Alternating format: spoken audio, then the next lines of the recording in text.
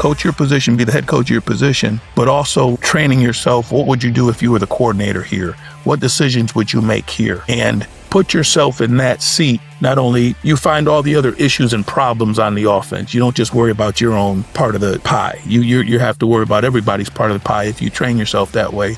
I work one move a day in individual drills. So whether that's the spin move, whether that's the off-arm rip, whether that's the hump or the off-arm swipe, the stiff arm, I work one move. That way we get comfortable working one thing, because there are a lot of guys that are afraid of the spin move. They're afraid of it because they never practice it. Each kid is going to really have a different blueprint of how we're going to get the best out of them. How we develop point kid A is not going to be the same for point kid B because of the fact there's probably two different backs, two different body types, two different styles of learning. You got to have a growth mindset. You got to continue to want to put yourself around. You got to be humble. We all come from different trees. We all come from different ball, but the willingness to learn, the willingness to be open to learning, I think is what hinders a lot of coaches, in my opinion.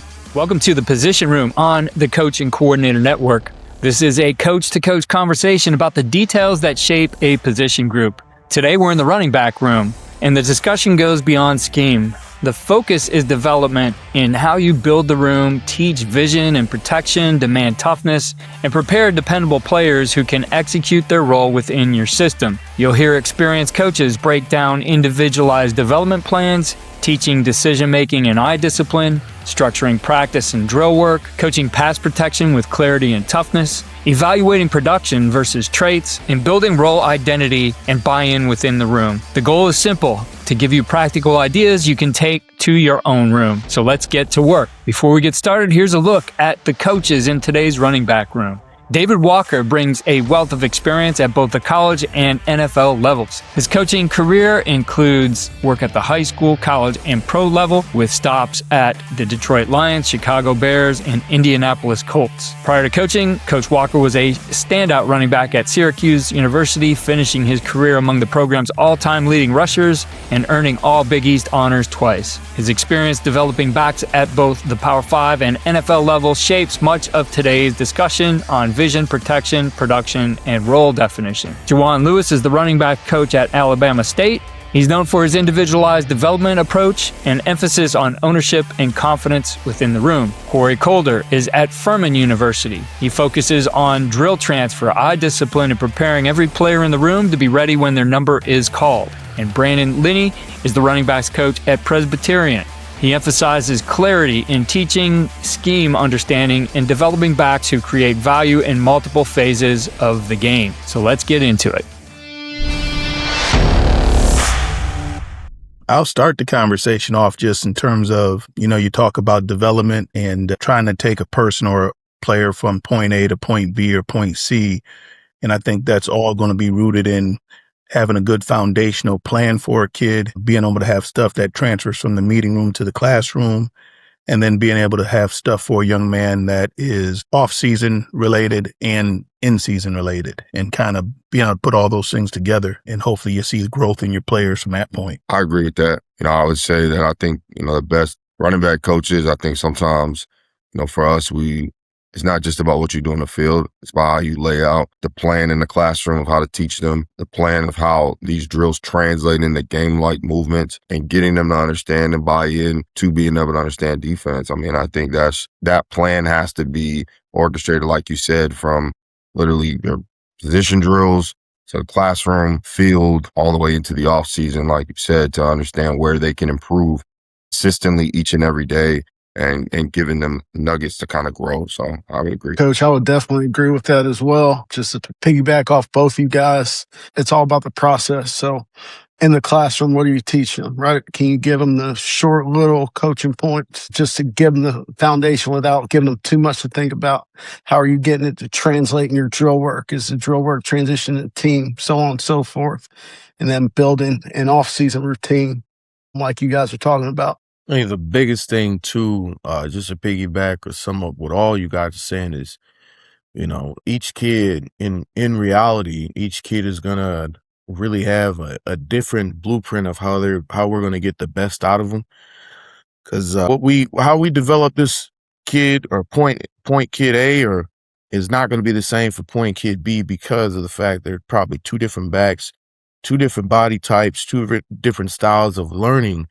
So within building a whole successful plan, you also got to tailor it to each kid. And it's pretty much the same for each coach. Coach Coder is a great coach. Coach Linney is a great coach, but we all have stuff that are very unique in how and the same thing for Coach Walker. Shoot, he's been there, done that combined to all three of us, but it's what is our unique talent in order to reach and teach every collegiate player as well as every pro player that has given us that longevity of that bigger picture. That makes sense. The one thing that I think we all probably have learned and keep learning is we're all going to find our own way to communicate to a kid through our experiences. Yeah, I mean, I think the one thing too that I would add, I think the biggest thing, just even for myself taking over a new room, but the evaluation, like Juwan said, of the styles of each and every running back is important. I think because, you hear guys say sometimes, and I'm sure Coach Walker, you can speak more to this, but, I had a coach where guys will say sometimes I have a coach who doesn't understand my style of running. Okay. And that style of running is important for you to understand as a coach, for not only for the player, but how does it fit into the scheme offensively? And where his skill sets translate into. Is he a guy, is he a one-cut guy?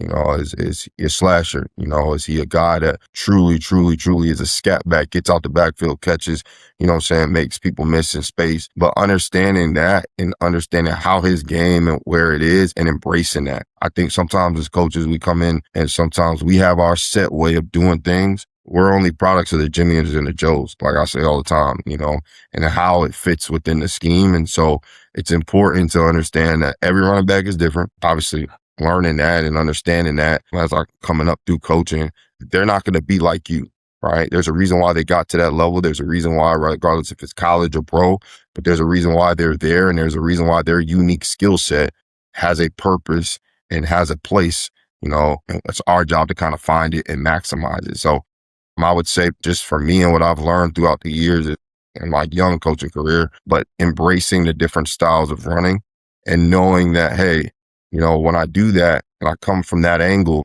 guys are more susceptible to accepting challenges that you are about their game and telling them rather than coming in there and saying directly, hey, this is what you need to improve. Okay. And so that's just for me personally, what I believe, because we all have been in the running back room. We know. I mean, it's just like any other position that only has one ball and sometimes you got a 2-back offense. Sometimes you got a 1-back offense, but them dudes coming from 1,000-yard yaks in college or high school to college. And I'm sure even in the pro league, everybody's good. But what separates you out from being great and how am I going to pull that up out of you? I think the first step is embracing it and truly defining what style and embracing that and what they do. You make a good point. I want to just double down on too is like everybody in the room's got to have a role. Like somebody's going to be RB1.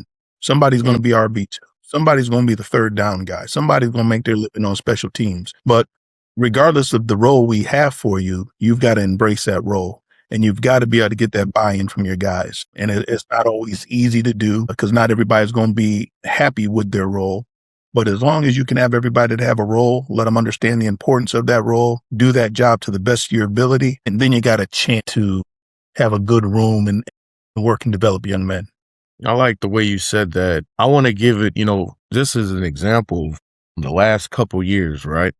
So this past year, I had that situation. I'm a big proponent of you can't have too many running backs during the season. I was rotating about 4 to 5 guys. I'm going to be honest. You had your every down back, you had your bruiser back, you had your change of pace back, you had your perimeter back, and you had your whatever you need from me back.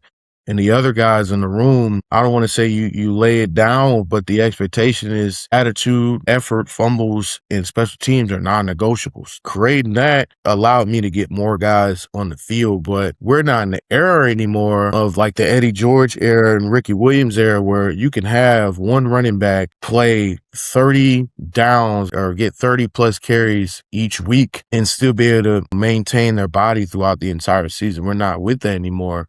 Obviously, like you guys said, that every down guy or that numero uno back is going to be, a heavily counted on guy. But I think in reality, you got to get back to your, what your coach philosophy is. I think when you guys said, your foundation, for me, my coach philosophy is relatability plus confidence equal trust. The more that I'm able to develop you or be able to learn that guy just from a player's perspective, but just from a person, I'm going to get to be able to set that foundation because I took the time out to get to know that guy. All right. And being able to resonate more and more with the drills that'll translate to team scenarios and game day. That'll start to build that confidence, all right? They're understanding I'm going to put them in the most successful situation possible. And the more and more that you're able to get those guys, no matter how high or low you're on the depth chart, everybody feels like they're a part and they've accepted their role because they're going to have their one defining moment at some point in the season, at some point in the game, at some point in this drive. And when they are able to understand that from top to bottom and you be able to put that film on that corrective weekend and see the why, or you see the product being able to be shown, all right, you built that trust. So when you're able to set that foundation and be able to reach and teach everybody in the room and make everybody feel like a superstar, no matter if there's one carry or 1,000, you're going to be fine within building that blueprint or that true picture perfect scenario, no matter how many guys you rotate on a Saturday or Sunday, in my opinion. I completely agree, Juwan. I agree with all you guys. How you build a room, how you get guys to buy in is critical. You can't just coach your RB1. You've got to find a way to keep everybody engaged throughout the year because in one play, your RB1's out for the season. Now it's week 6 and you've only invested in that one guy. How are you going to get your guys behind him mentally prepared to execute at a high level? So I've dealt my fair share of injuries in the running back room. We're going to round 3 of the playoffs, Elite 8 against Montana in 2023, and I'm down a receiver that moved to running back due to injury, another receiver that moved to running back due to injury, and a running back was battling a hernia that could just do short yardage. So if I didn't invest time in that running back that moved into the room mid-year, he wouldn't have been ready for that matchup. So it's just all about how you get guys prepared, how you get guys to embrace their roles. And man, it's just coaching every single guy as if they're the starter or as if they're going to be the starter someday. I'll say too, at least for the level, FCS level, I think too, to speak to the embracing the role, it does start with us, obviously, most importantly, but it's the honest and the transparent conversations you got to have.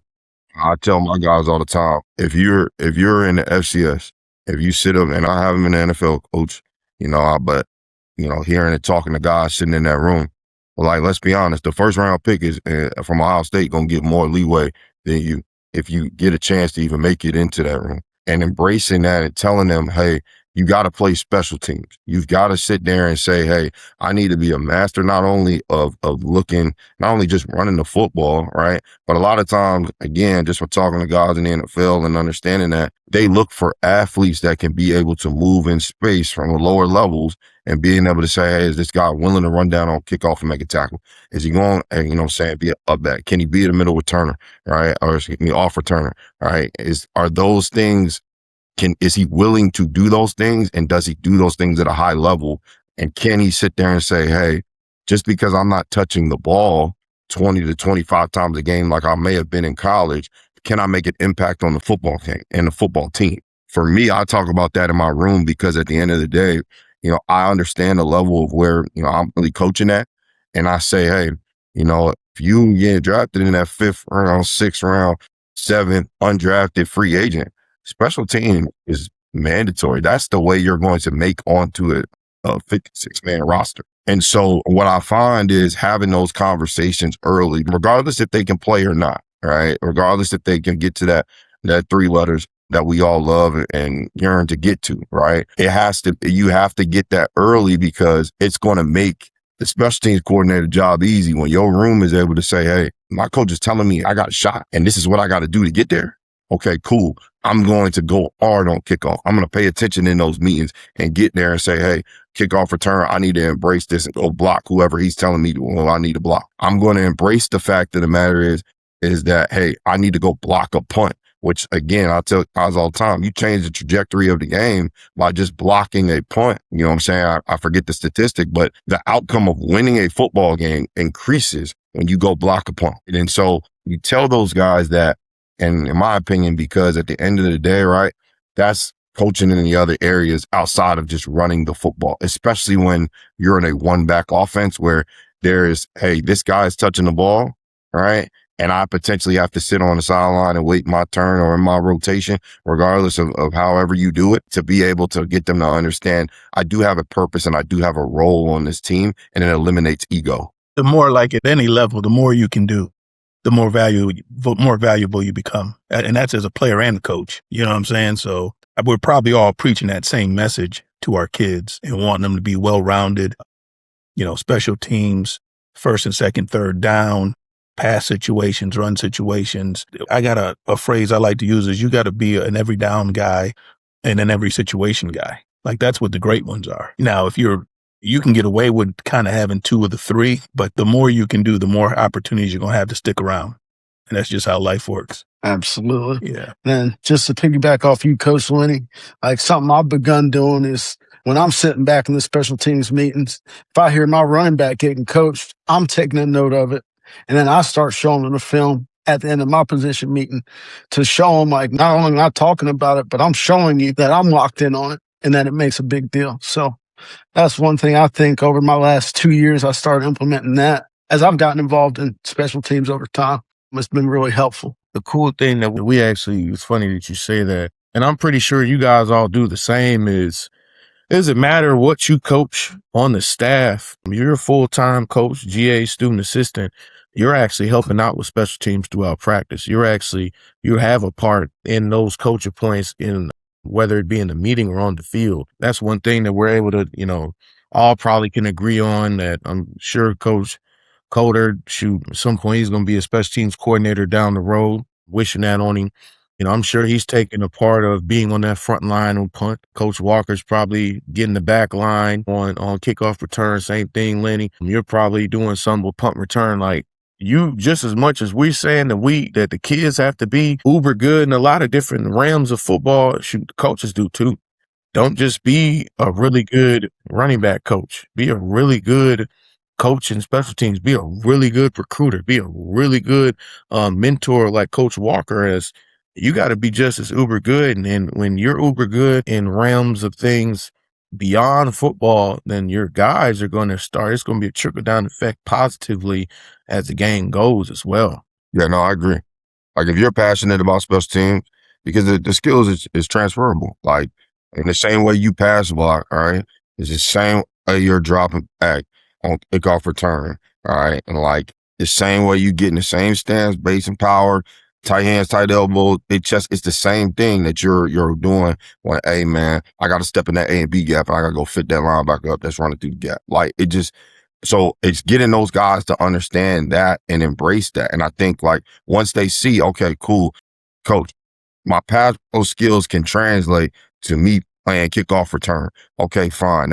Then boom, the buy-in goes up, and like you're starting to understand and you're starting to get them to say, hey, I'm not only as a coach, I'm not just coaching an offensive position, but I'm a completely well-rounded coach because I'm coaching everything, right? And I'm embrace everything. And you get a team that is good at three phases of the game when you have coaches that are like that, because we all have coached. I haven't just coached running backs, coached all those skills. Like, it's transferable, and especially on special teams. I'm sure Coach Cory, you could speak to more of that, and Coach Walker. Obviously, we got this kind of blueprint that we want to talk through, and I'll pose the question to you guys initially, just in terms of how we work on decision-making with our guys, and I'm talking on the field now, and the vision part of the game. Do any of you guys have something that you do or you feel has been really beneficial for your guys in terms of what you have them try to see and maybe what you're doing in the meetings on the field?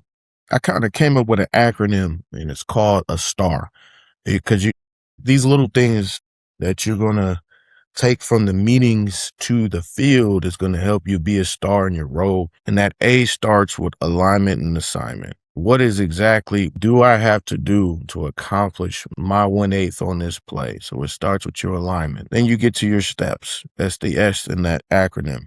Your T is your track, your additional A is your aim, and your last one is your read. When you can focus on those things and break that down, it allows you to be able to essentially conquer all what is needed as far as my eyes, my shoulders, and where my eyes need to be in order to get from point A to point B. Some of us would try to give that full picture, but again, it's back-to-back basics. With this guy, I can give him a whole lecture. I can get on the grease board. For other guys, I have to do a walkthrough, show video first, and then do a walkthrough. I had another guy says, Coach, my visual style is that the write-up or seeing exactly where the old line is going. That way it really concretes on where I need to be and where I need to end up and where I may go as far as the post run read. But again, I think it's on a base to base. But when you are really acing the controllables in those learning curves or learning styles from each back, I think it helps with those reads and those visions and what we need to look for. Just to piggyback off you a little bit, it starts with the eye discipline. Eyes on my read key. I know a lot of young backs, when they first get into college, they have a difficulty of looking at the mesh as they go through the handoff, taking their eyes off the read key. So finding ways and meshes to, you're standing on the opposite side, you're throwing up a finger or 1, 2, whatever, and they got to relay it back to you in a timely fashion to get them away from that bad habit. Taking the proper footwork, having your square shoulders. So those little coaching points like you touched on, Coach Lewis, but also just giving them a roadmap to improve on those things by, like I said, throw up the finger to get their eyes in the right spot. A reactionary read key and drill work, things of that nature. I think for me, the biggest thing vision-wise is pre-snap, you got to be able to understand the leverage of the defense. I tell my guys I operate in 2 words. It's clear, rather it's cloudy. And what that means is we're understanding where the defense is trying to leverage and not allow the ball to get outside and where there's an open B gap. And we operate in that, but we also, like we said, we go through our proper steps. We have our read key based upon where the run is, whether it's zone or gap. But it's also too understanding that post-snap, that picture can change. Getting those guys to understand the holes move consistently, right, and all the time, and getting them to build anticipation so that they can be able to play faster. I'm sure, and Coach Walker, we had conversations about this, but I'm not a read the D lineman. I choose to read back. So, that pre-snap picture helps my guys to understand, okay, hey, where is this backer set up? You know what I'm saying? Based upon the leverage side of the defense, boom. And then post-snap, again, where, we understand that we react off of things that happen post-snap. That's for me. Day one install, we talk about non-leverage and non-leverage side of defense. And when it comes to 2 words, I use clear, cloud. And you can use any words. I just chose those 2. So over the years and over time, we all are going to develop our style, what we feel works for us, works more consistently for us. Let me say it that way. And there's so many ways to be right in this game and how you coach and the cues you give. I'm a read second level people when we're working off combination blocks. In my humble opinion, the movement of the backer is going to take one of the linemen off the combination block. So I'm not a big, when we're double teaming guys, reading down linemen. Now, if we're single blocking guys at the first level based on play type, then that's when I would read that single block. But if we've got combinations working, I'm going to have my eyes at the second level, read the second level, react and feel the first level. And then having a system built where you can be consistent regardless of what the blocking scheme is. Your rules can be in a teaching pattern. I talk to a lot of coaches about this. The first thing I teach when I'm in a room is inside zone, because I think that's the easiest run read for the backs.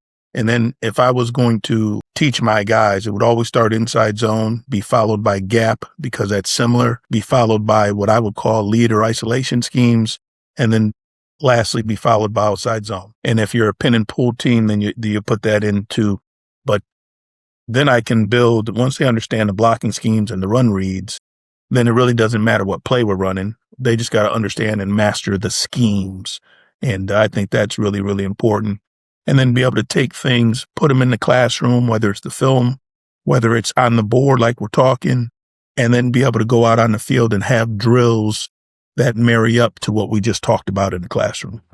I like what you're talking about. I've even dealt with some coordinators, whether it be reading it, if we're talking inside zone, when we get that read for the back, it being the first interior D lineman play side.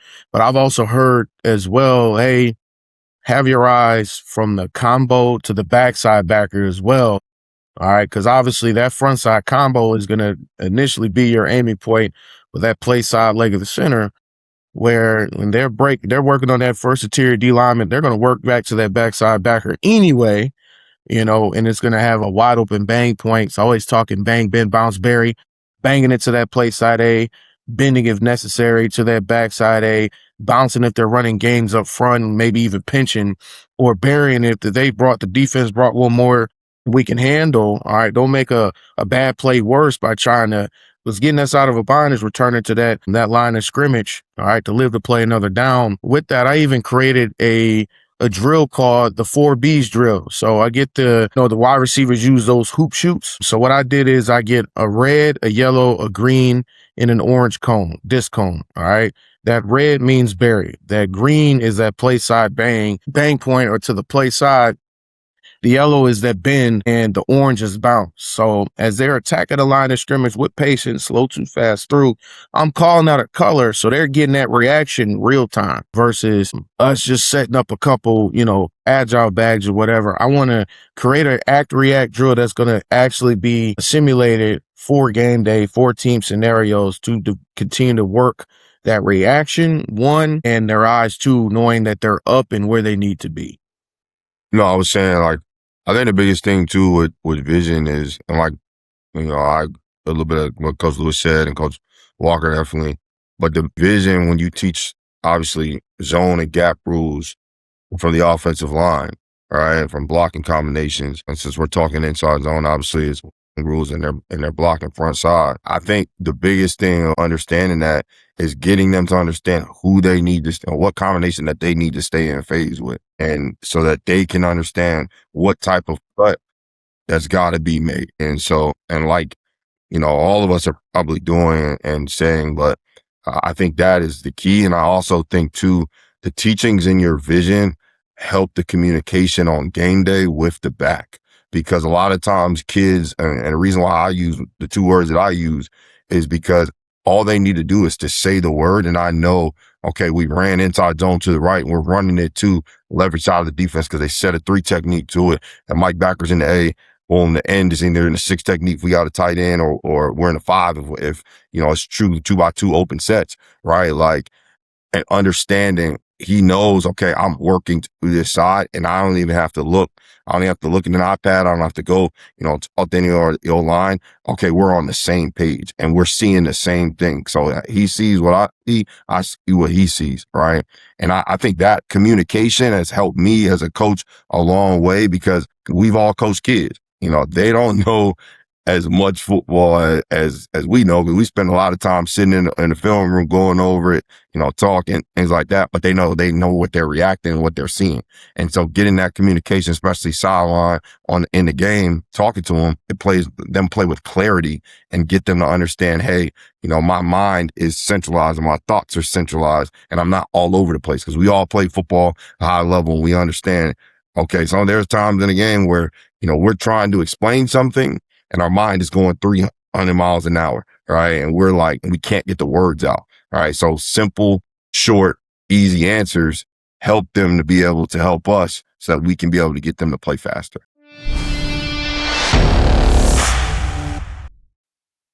This episode is brought to you by Indeed. Stop waiting around for the perfect candidate. Instead, use Indeed sponsored jobs to find the right people with the right skills fast. It's a simple way to make sure your listing is the first candidates see. According to Indeed data, sponsored jobs have 4 times more applicants than non-sponsored jobs. So go build your dream team today with Indeed. Get a $75 sponsored job credit at Indeed.com/podcast. Terms and conditions apply. Anything, anybody else? I know Juwan shared one of his drills that he works. Cory or Brandon, you guys got a particular drill on field that you like that helps with the vision portion for the guys? Absolutely. So for me, I'm always doing some type of first level or second level reactionary drill.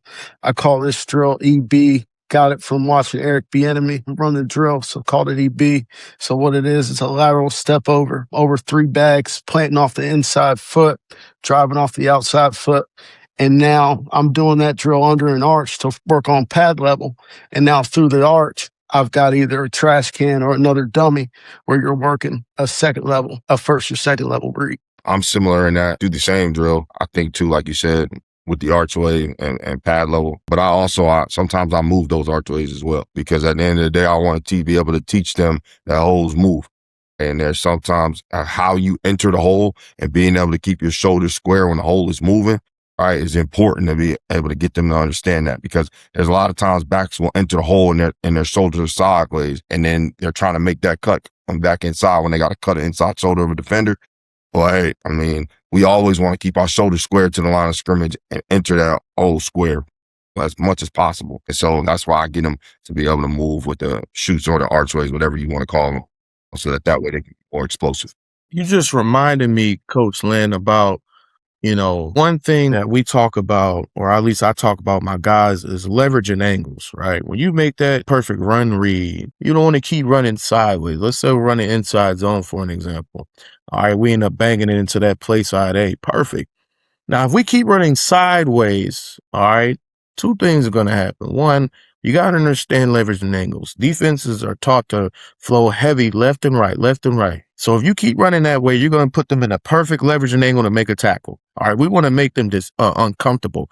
The other thing is you're going to run out of field. So sticking your foot in the ground, man, and getting back vertical and stacking back defenders is a big, big, big, big deal.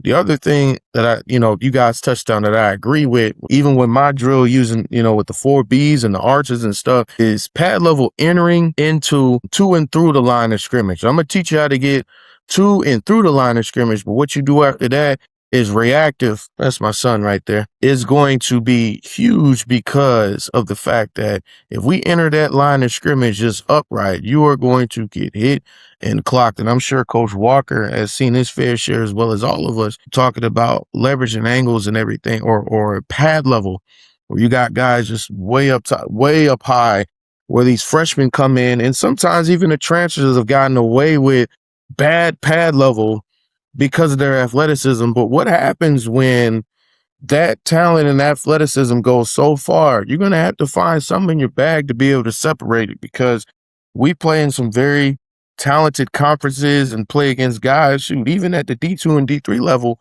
that are working their way up to the FCS and FBS level, man. I'm just as talented as you, but what are you going to do to separate yourself to make that play? Yeah, I agree with that. I mean, I tell my guys all the time, high hips, shoulder sideways, hard to make cut. Yep. I always want to get back to a square position. I look at it just like basketball, triple threat.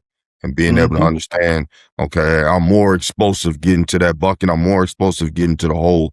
Okay, when I square that defender up, and I'm able to say, hey, I can cut either way and give myself a two-way go, right? But I also think too, right, to help with understanding and getting guys to understand, because I know this is a question probably later on, but like the transition from the high school to college, and I'm sure Coach Walker, you can speak to the transition from college to pro, but a lot of guys don't understand defensive football or defensive angles.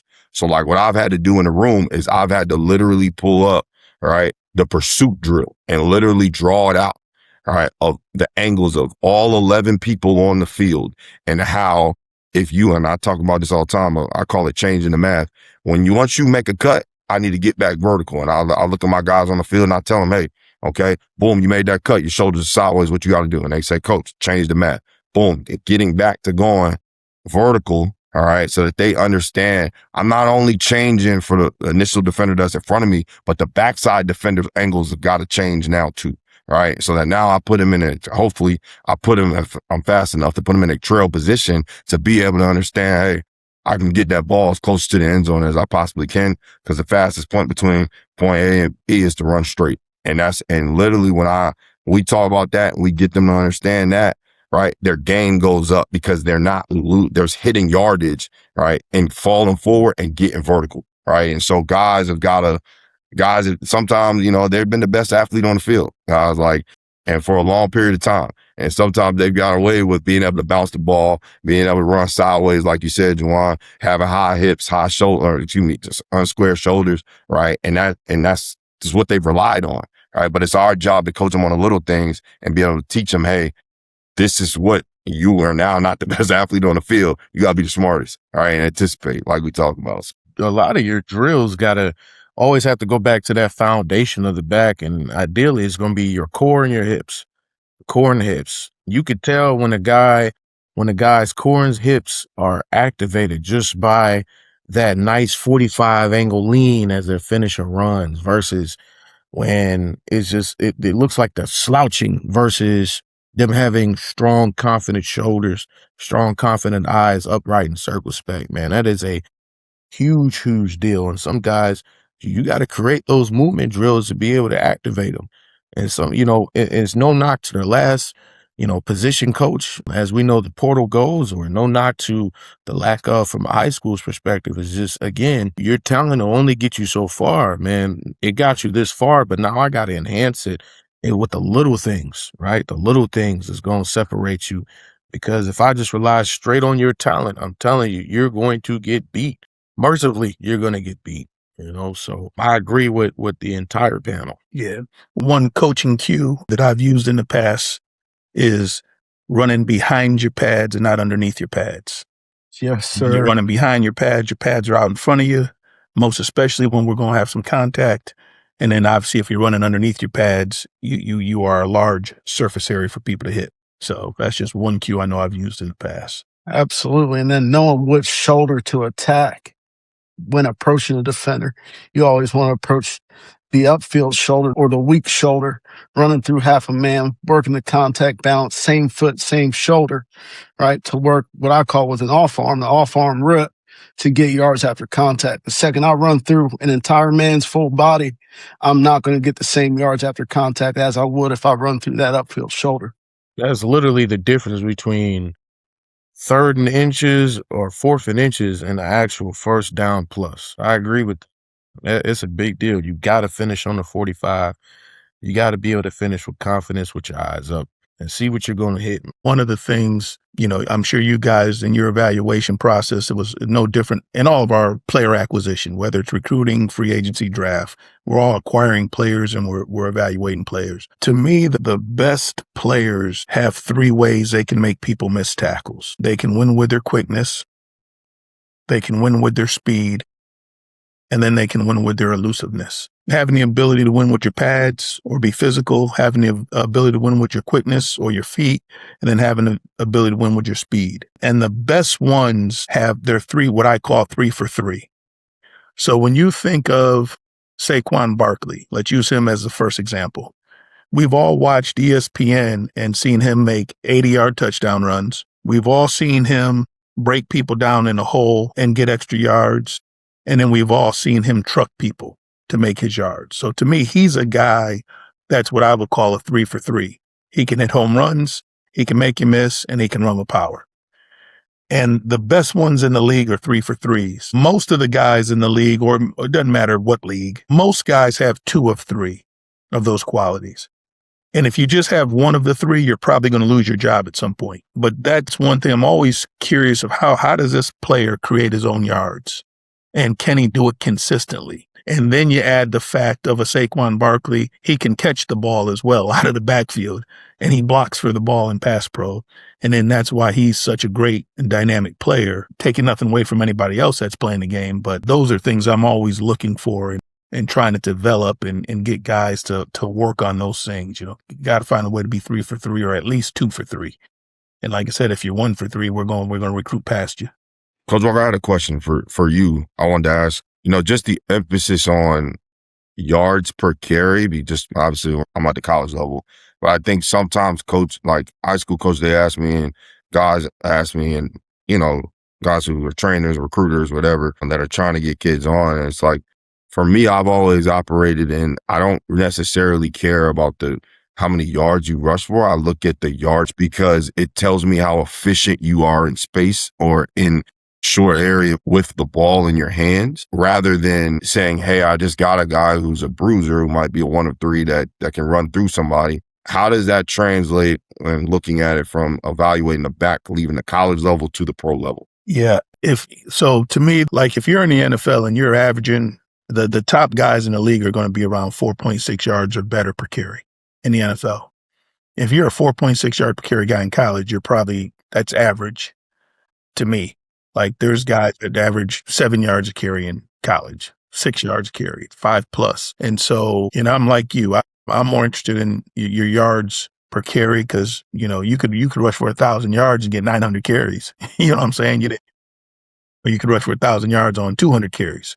So I would be a little bit wary if I was looking at a kid and I'm doing my draft prep and I grab his stats and he's like 4 something yards per carry. That don't impress me at the college level. And then obviously you watch the film and you make your decisions on the why or why not. But yeah, and then the other thing, we're probably all looking at when we're evaluating kids is like sometimes I can remember like in high school, you watch a high school kid and he's got all these like 70 and 80 yard runs, but they're all straight line runs. They ran speed sweep or toss sweep and he just outran everybody. Sometimes I don't want to say hold that against the kid, but I would want to wait to see him transition and move and change direction before I would give him a stamp of approval like he's a guy. Like, because that's not going to happen when you get to the next level. You're not going to just outrun everybody unless you're Chris Johnson or someone unique like that. So got to see guys change direction. Got to see guys rolling some power. That's just me. I think that's kind of all of us because,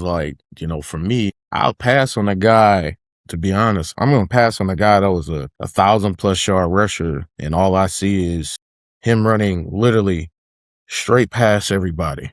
It's a damn track meet. Like, I don't want to see that. I want to see, are you as confident in between the tackles and being able to make people miss in tight and wide spaces as confident as you are when you break in open field? All right. And when you are in open field, are you confident enough to outrun people, or do you got to be that guy that has to pitter patter as they're about to catch you on the angle? Can you outrun that angle? If you can outrun that angle, man, you're a bad man.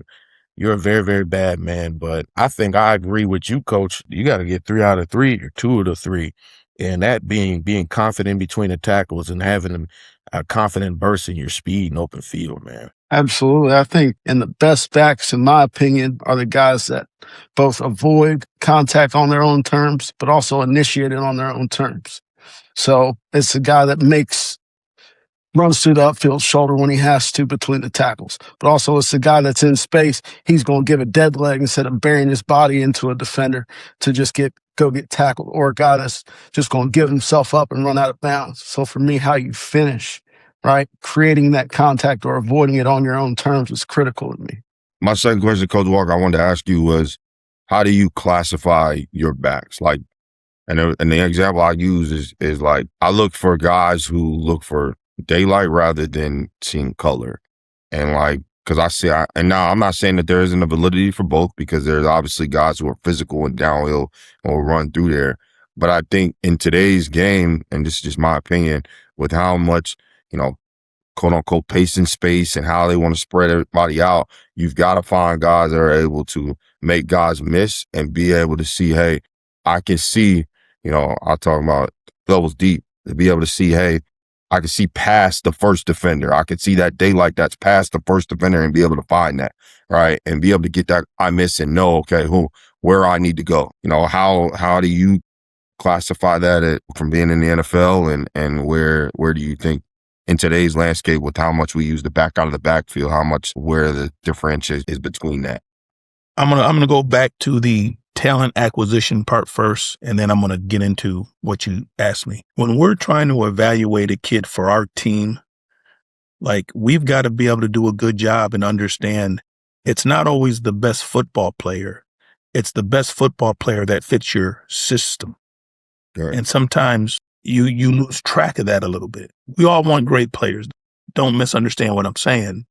But I'm going to give you an example. Derrick Henry has been one of the top running backs in the NFL because he has played in systems that fit his talent. Yeah. Being in Tennessee and being in Baltimore, they use a fullback, they use 2 tight ends, they run gap scheme runs where he's downhill, they run outside zone where he's one cut and press. He would not be the same type of back in other systems that play out of shotgun and have him run inside zone from shotgun as opposed from the top of the eye, or ask him to do different things. We've got to do a good job and make sure we're evaluating guys that fit our system and understand our system and understand what we need to have for our system. Now, in terms of trying to put guys into categories in terms of who they are or what they are, I think it's easy with some backs. Once again, I'll use Derrick Henry as an example. We would all think he's a one-cut type of guy. Now, he has some subtle quickness, but he's a totally different animal than from a David Montgomery. And I won't even get to scat back types. I'm just trying to, Kenneth Walker, we just all watched a week ago, do his thing. They're just different. And I think I would only try to classify a guy if we were having discussions about how this guy may fit our system. Because I don't really, who cares what he's classified as? I just want to make sure if we take this guy, he fits our system, or if he doesn't fit our system, then what are the things we can do offensively to give him a chance for success? Because not every player we have is going to be a perfect match to what we're doing, but we got to find ways to make it work for him. Yeah, my biggest thing, Brandon, has always been like the production of the player, not necessarily the type of style he plays, but how productive is he for what we ask him to do? Right. And that goes back to yards per carry. That goes back, can this guy make people miss tackles? Whether it's he runs them over, whether he fakes them out, or he runs around them. I don't really care how he causes a guy to miss the tackle, but does he have that in his repertoire? What are the other things he can do that we can benefit from in terms of his game? Is he a good pass receiver? Okay, that's a bonus. He's a good blocker. That's a bonus. You know what I mean? Because like I said earlier, hopefully, and Juwan, you mentioned it in terms of you played 4 or 5 different guys in games. Hopefully we can create roles for the talent we have in our room and the talent on the team. One guy might have to be the third down pass protector. That's his job. You know what I mean? You watch San Francisco play. Chris McCaffrey's in the game a ton, but when we got to pass the ball, Kyle Juszczyk is the back there. So he can pick up the blitz.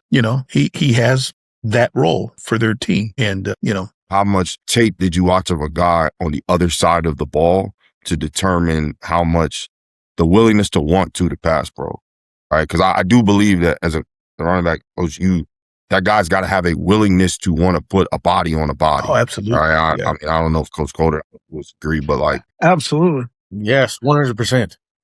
Yeah, we're all in agreement there. But pass blocking is want to.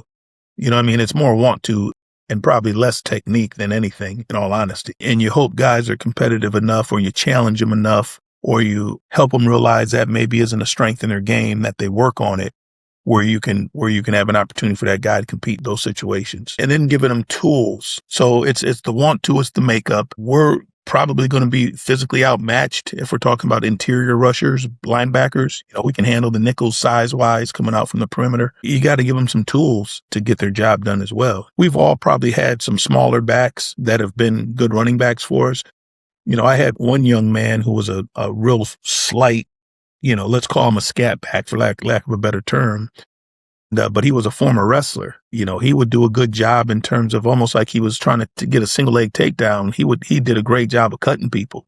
And then what he added to his game was he would fake cut guys to get them to pitter patter their feet. Oh shit. And then he would be able to stand and hang in there with him from pass pro standpoint. So he kind of had some things in his game where if you tried to bull him, he was going to cut you down. You know what I mean? And then he was going to fake cut you and slow you up and then have a chance. So he created some little things in his toolbox so he could have some success. And that's our job, to help him put some things in the toolbox so they can have some success. Absolutely. And then just on the subject of pass pro too, it's just giving them situational times where, all right, the cut block's appropriate. So the one thing for me, cut blocking, I'm very funny about it. In true drop back 6-man protections where a quarterback's taking 5 to 7 steps where you don't know when that ball's getting out. I prefer to cut on a quick game, or if an interior rusher's arms are, I call them crazy arms, he can't defeat the cut block at that point. When his arms are under control, that's why I say stay up. Situationally on a third down, something that shows up a lot is double mug, 2 backers in the A-gap. We started moving our running back up a couple yards to slow down that impact, to meet him closer to the line of scrimmage, to help our leverage and help the quarterback get some time back there. So, and then obviously chips out wide when you're in a 7-man pro, your backer drops. Can you chip based off the route you have on your way out? Well, obviously, DNs are the biggest freaks on the field right now. So want to chip those guys as often as you can. Find ways to assist the protection.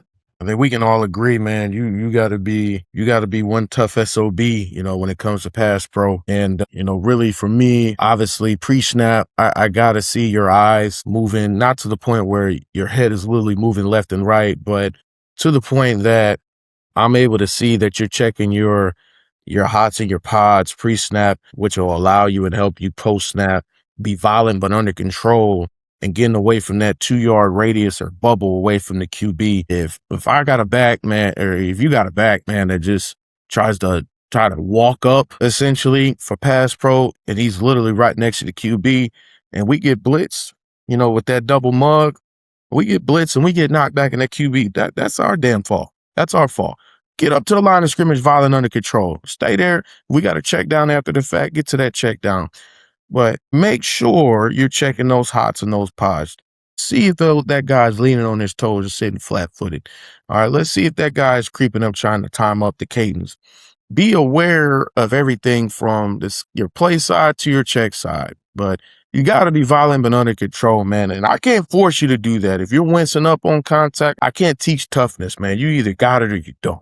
One of the things we probably all in our own verbiage say similar things, but when we're getting ready to pass block somebody, is to strike defenders and punch defenders and not catch defenders. I always kind of will do like, hey, if we were getting into a fight, I wouldn't already have my hand out here and do that and make contact. I'd be guarding my chest, and then I would punch and strike you as opposed to hands out here and catch you. Like you're saying, coach, attacking the line of scrimmage, striking defenders, working low to high.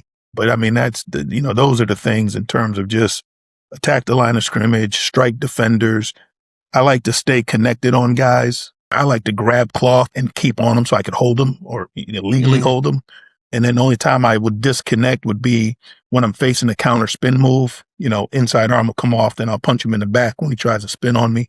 But those are just, things you talk about and work, and hopefully you can see the results on a game day. One example I always use with guys too, because sometimes when you are teaching guys to hit that strike zone, one you had already touched on, which is if you're a boxer, man, are you ever going to put your hands down? Well, those guys are always guarding their strike zone at all times. The other thing is we don't want to wind up to punch. All right. They're almost like an old school. You guys watch those old school Western movies. I used to watch it all the time with my grandmother. All right. You get those 6 shooters, all right, from your hips, hands in sync when you punch, right? All right. We're not winding up to do it, because the minute you do that, if you're wrestling with Big Bro and you try to wind up and he already gets inside, you already lost. All right. Keep them tight. Hips, hands in sync when you punch. Hips are going to be important. Again, that foundation of that back is coming back. All right. Wind up getting from that 6 shoot, all right, from the hips in, and your thumb and punching into that strike zone, which is the outer pectorals. You identify that strike zone, it helps out a lot. The other thing is just really head placement that most people don't really talk about a lot. Probably us 4 do. When man, you've done everything right and getting those hips as you punch and you're lifting that guy up, and that forehead is kissing that chin, and you see on film that dude's head pop back, that's how you know that you've won that block. You got to get underneath and lift him. Get underneath and lift him. Not try to lift him up like a D lineman and stuff on the shoot. No, punch through and use the hips to lift up, right? Use that forehead to kiss the chin. I think one of the biggest things too is staying on your insteps. I talk about my guys all the time, because like they'll start, I see them young backs, they'll come in there and they'll start leaning. And as soon as you get off them insteps, their shoulders drop down, boom, that linebacker gonna use his, club arm and rip you straight through there. And now you really working. He's split half a body. Now he'll all the way to the quarterback. And then too, like being able to understand too, we all teach different techniques, or probably the same technique to defend against the bull rush, but like really holding firm into that A and B gaps, because at the end of the day, right, you want to still understand, hey, I got to insert myself into the windshield and making sure that I'm able to say, hey, I'm going to firm up this pocket so that quarterback doesn't feel pressure of me getting pushed back into his lap, like Juwan talked about earlier. And like, it's just tight ends, big chest sitting down that base, playing on them insteps. And you, like you said, you put your head down, boom. You really want to, I tell them all the time, like, keep that head away, a little bit away from that fight. Just like a boxer. I want to stay behind my hands. I want to keep that head away from that fight. And like, again, we all saying the same thing. It's just different terms. But I think that's where I see the biggest struggle from high school jumping into college with those guys. I don't get it twisted though. There's some college dudes that be scared too, man. Be trying to, they be trying to duck the smoke too, man. And I can't stand that shit, man. Stay in there. Don't duck the smoke, man. Like, you get dog walk back, and come on, man. It's gonna be one immature linebacker. We're doing one-on-ones that just aborts everything that the linebacker coach says. We're making a move into contact. They're just gonna bull rush you. And the next thing I'm gonna say is cut the hell out of them. But if you're not in that situation, you're doing everything you're supposed to, you get dog walk back and abort everything I taught you about violent but under control, I'm just going to let them dog walk you out. Okay? We don't duck the smoke, man. Do not duck the smoke, because when you're getting that ball and everybody's in the trenches, you got guys blocking well on the perimeter, and you got a tough SOB at a quarterback that even trying to block downfield, and you got a full brain trust around you downfield trying to get you in the end zone. You got to be able to pay back, man. You got to be able to pay your dues too without the football. That's what's going to separate a good back from a great back. It's what you do without the football just as much as you do with the football. If you're not good without the football, you can't play for me. You just can't. Because you're not going to be able to play for somebody in the pro. I want to be in the pros. I'm pretty sure Coach Walker's, get him out. Get him out of here. Come on, man. We got to be able to pay homage back to the guys who paid for us. There ain't no question about that. I learned that, not that I had to learn it. I had already known it, but I got it reemphasized. My first job in the league is with the Indianapolis Colts with Peyton Manning as a quarterback. So you talk about having to make sure you protect the franchise. Like, you have to protect the franchise. Talking about protecting the franchise, like, I've been fortunate that in my pro career, my guys were tasked to block 3 first overall picks in the draft. So Peyton Manning, Andrew Luck, and Matthew Stafford. So, literally you're protecting a franchise, like literally, not figuratively. And so pass protection was important as heck in terms of what we did and how we tried to teach and how we worked it. But I'm going to keep this kind of moving. Practice design and individual periods. Kind of what are some of the things we try to incorporate? If, let's say during the season, we have a 20-minute individual, let's say, or in the spring, we've got a 20-minute individual. How do you guys try to work that time, either daily or during the week? Yeah. So for me, I like to get as much as I can out of the day. So that starts really in pre-practice. So if practice at 4:00, we're on the field at 3:50, working ball security, some sort of mobility with it. So I love I love the shoots. I love the hurdles when we have them out there working some sort of mobility with a ball security. Then once we get into practice, right, I like to work meshes with the quarterbacks. When I'm there, I've always got the crayon working on ball security, maybe a bag, something to always get some sort of agility work. I like to do ROA with the receivers daily, working the hitch, working the 3-step slant, working the vertical go ball, right? So we're working 3 different types of catches, because I can throw you the ball all I want. I don't throw the same type of ball as the QB. I want you to run a route. I want you to catch a real Division I ball. Then for me, when they come back to me, I work pass pro. So I'll do a banded pass pro where you've got the green resistance band. You're working tight elbows, working your punch. I'll transition that to a med ball punch. To now I'm throwing the med ball at you. Now you're showing hands, striking when that ball hits the strike zone. Then I'll work a variety of agility drills depending on the day. And the one thing I do, I work 1 move a day in individual drills. So whether that's the spin move, whether that's the off-arm rip, whether that's the hump or the off-arm swipe, the stiff arm, I work 1 move. That way we get comfortable working one thing, because there are a lot of guys that are afraid of the spin move. They're afraid of it because they never practice it. So getting those guys to focus on one thing. And then there's an occasional, every 5th or 6th practice for me where I'll just say, hey, it's freestyle day. Do what comes natural based off the reaction I'd give you. And then basically throughout the week, during the season at least, I like to do a lot of my contact gauntlet drills, right? Tuesday, and then start to scale it back once we get closer to game day.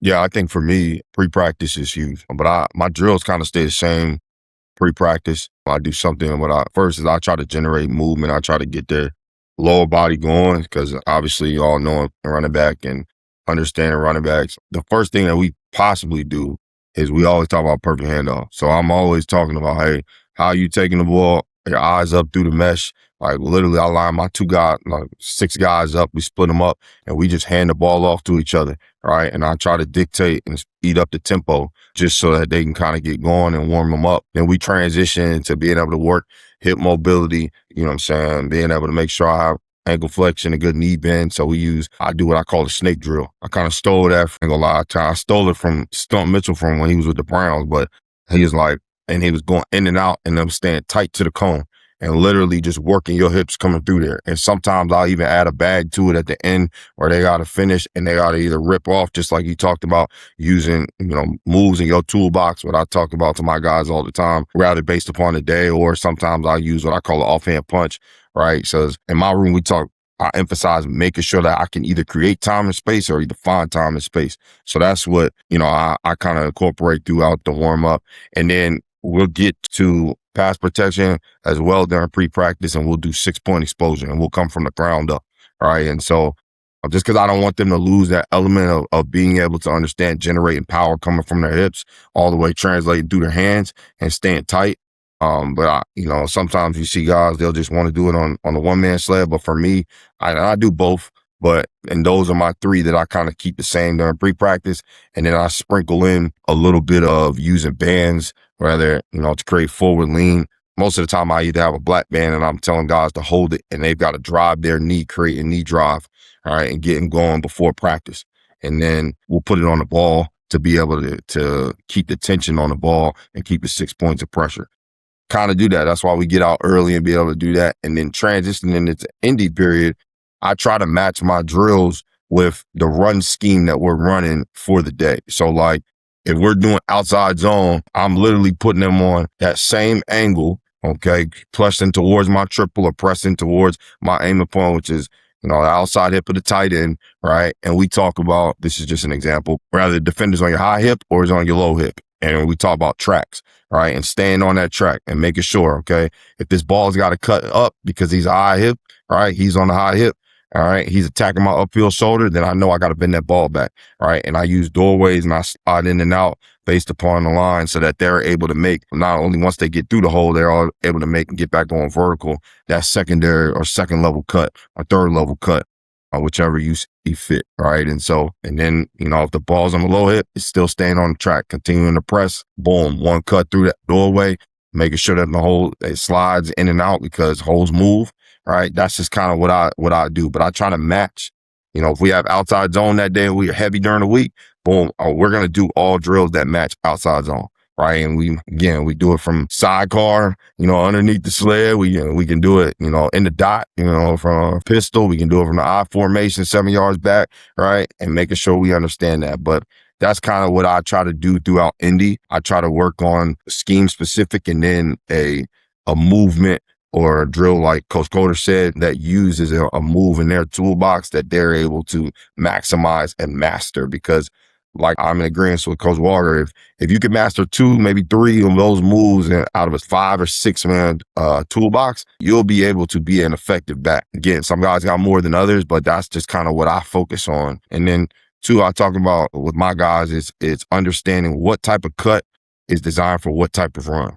Right. And so I kind of match the same indie drill. If we're doing duo, okay, cool. We know we're going to try to make some type of either one cut and getting downhill or make some type of cut, whether it's jump cut, all right, to get off, all right, wherever a ball sees fit based upon the read that we're making. So those are the kind of drills that I do during indie to try to match whatever scheme that we're going in that week. For me, I'm always, it's kind of how I even broke down. I think Coach Coder can attest to it. How I broke down my drill tape is kind of how I structure what a week or a day may look like. In the first section of it, which is just mastering movements in general, just the basics. Every day, we're going to always do ball security. We're going to at least do 2 to 3 drills of ball security. My last OC, man, we took up a lot of the pre-practice. So we will have about roughly 15 to 20 minutes to get it in as far as a group. But we're always going to do ball security to start out. And always chart the perfect ball security days. It's kind of like being on a construction site and tracking, we've had X amount of safety days. So for a while, we go 100 days of perfect ball security because of it. And then, so the next thing, we're going to always emphasize and polish up cutting on that outside foot.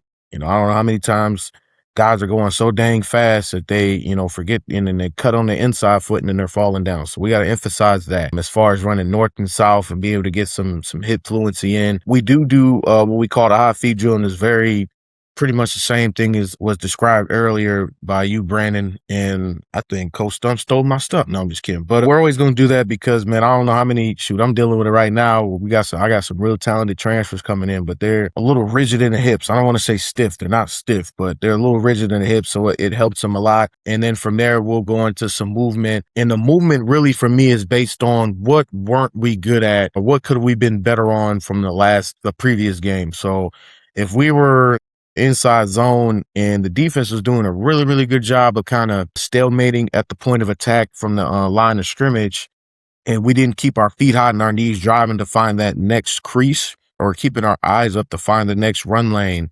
then I'm going to run a drill like the Now You See Me drill where I got 3 defenders, 3 guys holding agile bags. On my whistle, we're running inside zone steps. I have those 3 guys really crowding his vision, but I want to be able to see on film that he's keeping his feet hot and he's driving to work to that next open lane, whether it be in between the tackles, a vertical bounce to getting back, to stacking back, getting vertical, or whatever the case may be, or present itself. And then we're going to always do a read drill, an eye read reaction drill, whether it be my dip and slip drill, where we got 2 guys up front, the ball carrying the back. And I'm not going to tell the guys whether to turn right or left, but I want you to see them grazing the butts of those blockers, which will simulate grazing the butts of those combo blocks up front, or working off the next block when you get to the second and third level, making a guy miss, which would be me. Or if guys are a little too fast with their feet, we'll do some type of cone drill. And really it's drills on air to drills on codes to drills on bags in that sequence. So we'll go to cones. We'll do my, probably the jukebox drill just to get guys' hips and feet moving in coordination and always keeping that polish. And then we'll get to the run read drills using the agile bags and everything we got to blocking, and then some type of catch and drill. Shoot, I'm like Coach Coder. I can't throw. Damn it. I'm going to teach a drill because I don't know how many freaking quarterbacks or how many balls are going to be perfectly thrown throughout a game. So it's better me throwing you these BS balls. So that way it's really, really easy when it gets to a game. So I kind of use that as my advantage, to be honest, man, to really emphasize the hands and eyes, man, and coordination when you're catching the ball. But then ultimately, man, really throughout the drills, what I do is we do a lot of ball arm, off arm stuff. So I'm going to be having an extra assistant just taking that crayon and working the ball arm where they're high and tight, vertically high and tight, clamping at the wrist whenever we're hitting that ball arm, and that off arm we're swatting and stiffing. So I may have them just alternate picking a side throughout the reps. All right. And then I'm always going to put a guy on that finish cone, because you got to be able to start getting guys to be vocal and being able to teach each other. You got to have a player-led room, player-led team, and it ultimately coincides with having a championship, because we're not going to be out there. Shoot, they are. They're either going to do it right or they're going to mess it up. So that allows guys to properly coach guys up, and it'll translate into film sessions where I'm not talking as much. Coach, I got this, man. Hey, or you see blah, blah, blah, blah. You know what I'm saying? When you start to get to that and they're still using your terms from your drill manual, shoot, man, it's like tears will start going to your eyes, man, because they got it. I also believe in like every one of your drills has got to make sure that like you can be able to pull it up in a game and actually show the situation, like from steps to the footwork to where you're pressing at to your landmark to read and understand defense. And I know it's, for me, sometimes it gets tough because really it's really only us out there and our players. I don't have the privilege of having an assistant. But like at the end of the day, right, I'm big on that, because that to me gets buy-in from your players. When they start to see, okay, I just practiced and I talked about in the meeting, I practiced to now it translates into the game, and now it looks very similar. And I think it also too, it helps because, some guys say like, hey, you want to vary up your drills, and I'm with that a little bit. But like, if I'm teaching you transferable skills into a game, like you're going to you end up practicing even harder because now you're like, okay, if I practice and I perfect this and I know it's working, then boom, I'm going to have a higher chance of being successful because he's putting me in a good position and putting me in position to be able to make plays. So like, that's just kind of how I look at it. That's why I say tailor it to what you are trying to get accomplished that day, that week, game plan wise going into the game.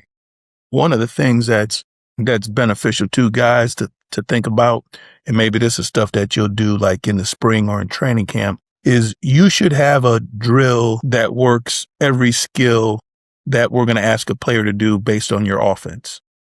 So let's just say, for argument's sake, you guys got quarterback lead draw in your playbook. Well, you got to spend a little bit of time on run blocking with your running back because he's going to be the lead blocker when we call that play. Like you said, if we've got 3-step and we're gonna PAT, field goal protect, and have the back cut the end of the line, then you got to teach cut blocks. So just I always thought it was good to kind of go through our installs and through each scheme or play, know what is the job description and just make sure I had a drill that was able to teach those things. Because if I don't do it, and the kid has that particular play called and he doesn't execute something well, that's not the kid's fault. It's my fault because I didn't prepare him for it. So I think that's important too. And then the last thing I'll chime in on as we build our individual and work our individual, it's got to be both skill and scheme. It can't be just all skill work. It's got to be some version of scheme in there because you've got to be able to tie things in together from a running back room that maybe you don't get in 11 on 11 or you don't get an inside run. So I'm going to make sure I've got a lot of skill work, but then I'm going to have some scheme work as well. I would say everybody just kind of, what advice would you, because we've all been there, what advice would you give to that younger coach? I know some of us are younger. I'm approaching year 9 this upcoming fall, and some of you guys are probably in that realm, maybe a couple more, a couple less, but what would you tell that young coach? Because you get to that point in your career now, I'm sure that guys are asking you to help set their foundation, to get to where we're going to be and where we're going. What would you tell that young coach? What he needs to, work on, what his mindset is, what type of confidence, what should he speak about? What is it that you're going to give that person that's going to uniquely help set that foundation as they continue to move forward in their journey as a RB coach, going into a coordinator's role to a head coach's role?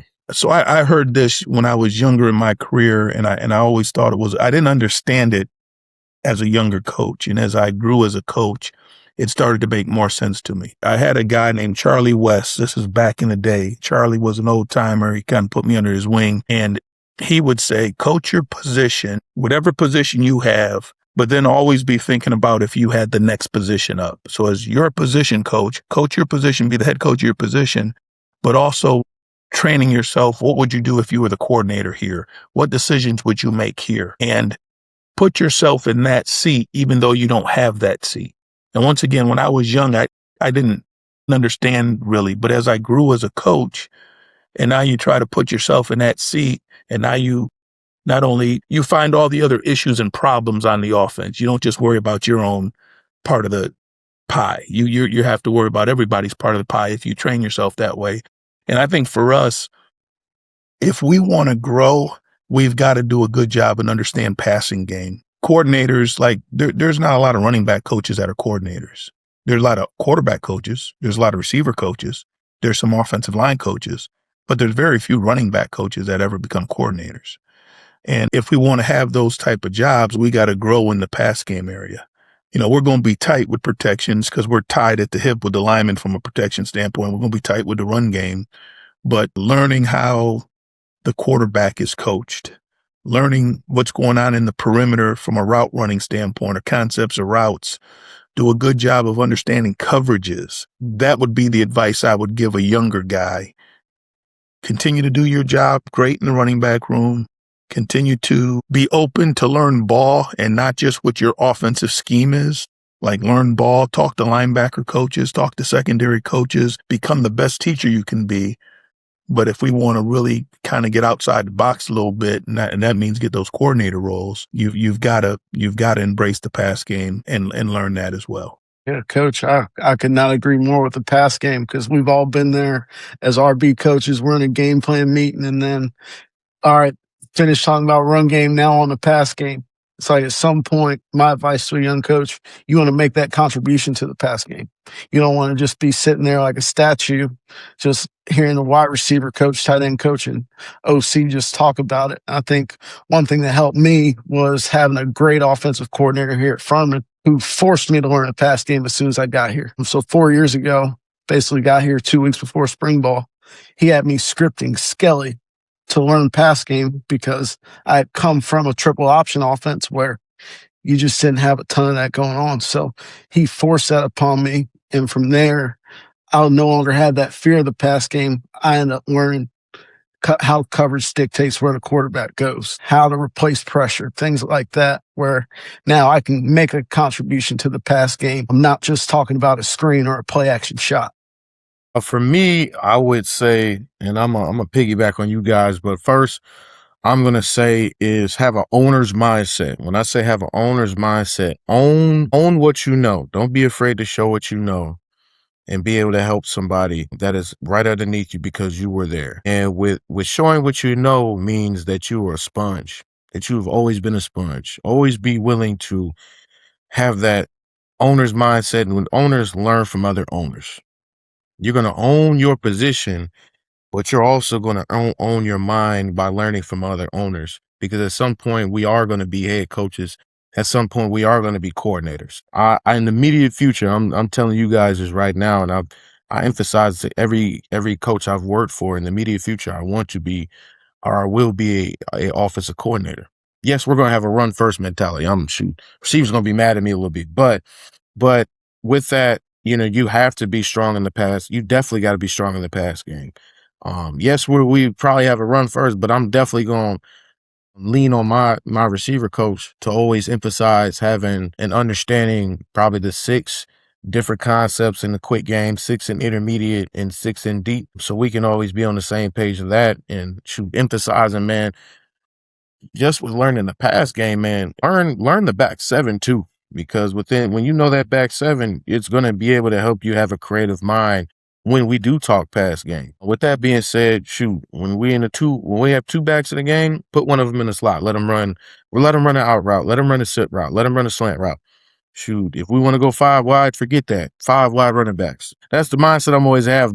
Be very creative, or start to be creative with starting to learn that back 7, because the more coverages the more combinations they do, the more tendencies corners will have, where their safeties won't lie and the corners will at times. And the more you understand that, the better you'll be. You'll always be able to speak that coordinator's language. I think it also helps the back understand his importance on his location on his check down when you understand pass game and coverage. So all right, we're talking wide cross, that quarterback's reading the opposite safety. All right, you've got the backside arrow. You have to push all the way past the numbers, because if the quarterback's read is back to that post curl, you've got to stretch that defender to open up the post curl window. So just teaching that helps the back understand, all right, my route is important, although I'm not getting the ball in this play in particular. Yeah, to piggyback off what you guys said, I mean, I think like the advice I probably would have for a young coach is, number one, you got to invest in yourself. I think at the end of the day, right, like you got to have a growth mindset. You got to continue to want to put yourself around people. And you gotta be humble.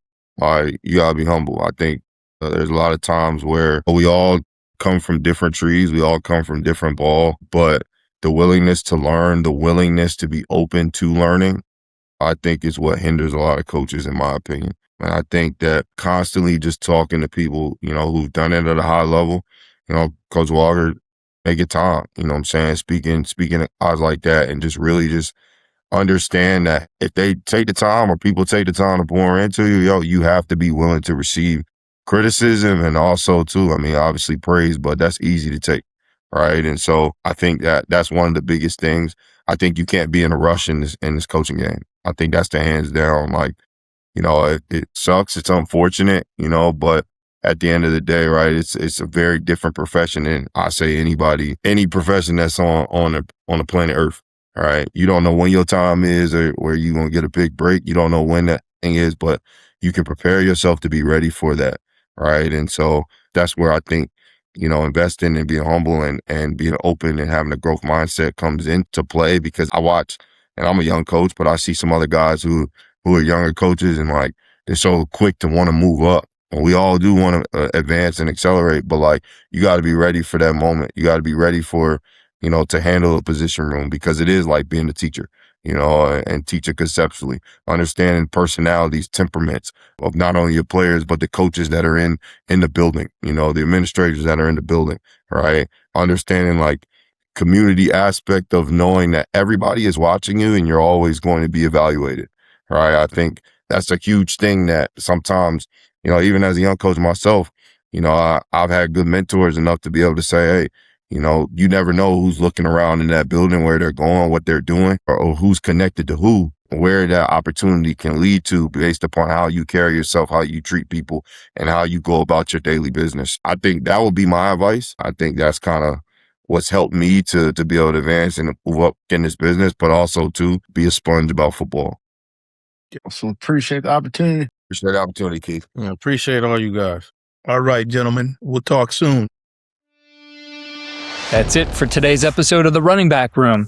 Development showed up in every part of the conversation, whether it was vision, pad level, pass protection, ball security, or role definition. The consistent theme was responsibility. A back has to produce with the ball, protect without it, and understand the structure of the offense as a whole. The same standard applies to the coach. You need to master your room, understand the full offensive picture, and continue to grow. If this discussion gave you something you can apply in your own practice plan or meeting structure, share it with another coach and keep the conversation going. We'll see you in the next position room. Be sure to check out everything we do at coachandcoordinator.com and join us on X at Coach K. Grabowski.